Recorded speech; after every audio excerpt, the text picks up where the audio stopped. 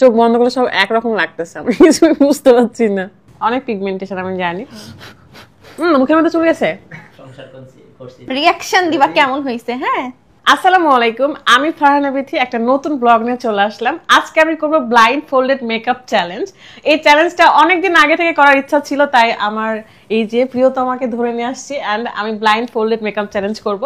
দেখা যাক, আমি নিঃসন্দেহে একটা সুন্দর মেকআপ আর্টিস্ট, সুন্দর না মানে ভালো মেকআপ আর্টিস্ট। আমি এখানে সব মেকআপ প্রোডাক্ট রেখে দিয়েছি, তুমি জাস্ট আমাকে ধরে ধরে দিবা না। দেখা যাক, আমি নিঃসন্দেহে একটা ভালো মেকআপ আর্টিস্ট, নিজের উপর তো ভালোই মেকআপ করতে পারি। মুখের মধ্যে চলে গেছে। কয়টা নখ আছে? 5টা। কয়টা আছে এখন? 2টা। কয়টা আছে? আঙ্গুল করে একটা দাও, ফাউন্ডেশন দাও। কোনো ব্লেন্ডার ইউজ করব না। তোমার ফেস সংসার করছি সোজা থাক, থাকলিও না।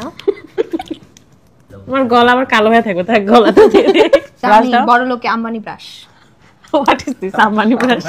আমার চুলের যত্নে আমি সবসময় রাখি অর্গানিক হেয়ার অয়েল এবং অর্গানিক হেয়ার প্যাক, যেটার জন্য আমার চুল ঘন, লম্বা ও শাইনিং দিচ্ছে। চুলের সকল সমস্যা দূর করে এই অর্গানিক হেয়ার অয়েল। মাশাআল্লাহ, আমার চুল অনেক বেশি ঘন হয়েছে। বিগত 1 বছর ধরে আপনাদের এই তেলের রিভিউটা দিয়ে আসছি। আমার ফ্যামিলির সব মেম্বার্সরাই এই তেলের ফ্যান বলতে গেলে হওয়ারই কথা, কারণ এই তেলটি 26টিরও বেশি প্রাকৃতিক উপাদান দিয়ে তৈরি, যেমন নারকেল তেল, বাদাম তেল, ক্যাস্টর অয়েল, কালো জিরা, মেথি, আরো অনেক কিছু। মাত্র 7 থেকে 15 দিনের মধ্যে আপনার চুল পড়া কমাবে, নতুন চুল গজাবে, খুশকি দূর করবে, চুলের আগা ফাটা কমাবে, সাথে চুলকে অনেক বেশি শাইনিং দিবে। সাথে থাকছে অর্গানিক হেয়ার প্যাক, যেটা আমার অনেক বেশি পছন্দের। অর্গানিক ওয়ে এই ফেসবুক পেজ থেকে আপনারা অর্গানিক হেয়ার অয়েল এবং প্যাকটা পেয়ে যাচ্ছেন। পেজটা আমার ভিডিওর ডেসক্রিপশনে দেওয়া আছে। দেরি না করে আপনার প্রিয় চুলের যত্নে এখনই অর্ডার করে ফেলুন। কোথায় তোমার মুখ? এই যেমন তা এটা আমাকে কথা দিতে হবে, এখন যেভাবে সাজাবো তোমার তো একটু পরে ক্লাস আছে, তুমি ওভাবেই যাবা। আল্লাহ, জীবনে যাদেরকে পটিয়ে রেখেছিলাম তারা ভুল হয়ে গেছে আমার মনে আছে এটা তো বেশি ডার্ক। আমার প্রোডাক্ট তো আমি জানি কোথায় গিয়ে কন্ট্রোল করে দিই তোমাকে। অনেক পিগমেন্টেশন আমি জানি। আমি চোখটা বেঁধে দিয়েছি। দাঁড়াও, তোমার চোখ কোথায় গেল? এই যে হ্যাঁ, দাঁড়াও, 1 2 নাম্বারটা 2বার দেখাই দাও তো সে চিনতে পেরেছে কোথায় কালারটা আছে। 1 2 এটা না 3 নাম্বার। দেখছেন আর্টিস্ট গুনে গুনে আইশ্যাডো লাগায়। তো দেখা উপরে তাকাইছি কানে। আল্লাহ, কোন দিকে চোখ করে, কর্নার কোন দিকে?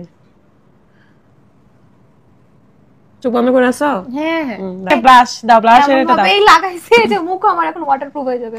তারপরে এই স্মেলটা কত সুন্দর, এই ইয়াটা অনেক সুন্দর পাটে।